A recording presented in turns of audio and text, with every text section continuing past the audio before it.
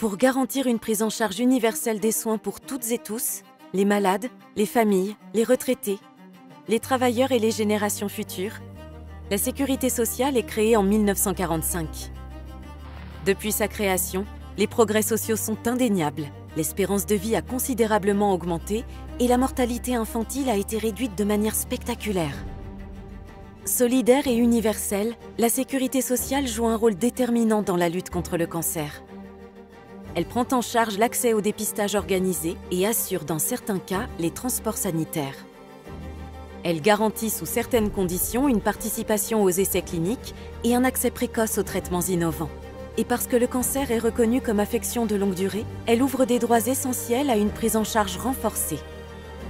En octobre 2025, la Sécurité sociale fête ses 80 ans. 80 ans au service de toutes et tous, sans distinction. La transmission de cet héritage aux générations futures est précieuse. Pourtant, cette protection sociale qui a tant apporté est de plus en plus malmenée. Ses acquis se fragilisent. La Ligue, témoin au quotidien des combats des personnes malades et de leurs proches aidants, déplore un recul de certains droits.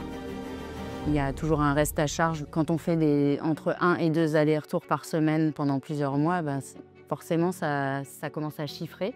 Je me suis aperçu a posteriori que, ayant été malade 836 jours, finalement, j'ai 3 ans de cotisation qui ont été revenus à la baisse. Ça engage une précarité. On se dit, mais qu'est-ce qu'on va faire, comment on va faire pour boucler les fins de mois? Ça pose énormément de questions. L'après-cancer, période extrêmement difficile. Heureusement qu'il y a la Ligue, c'est ma bouée de sauvetage. Et j'ai bénéficié des soins de support. Sans ça, il n'y a rien. Les personnes les plus vulnérables sont les premières victimes de ce délitement, en particulier celles touchées par le cancer. Les dépassements d'honoraires ont augmenté de manière constante depuis 20 ans.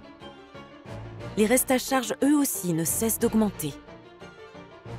L'accompagnement post-traitement reste quasi inexistant. Cette liste n'est malheureusement pas exhaustive.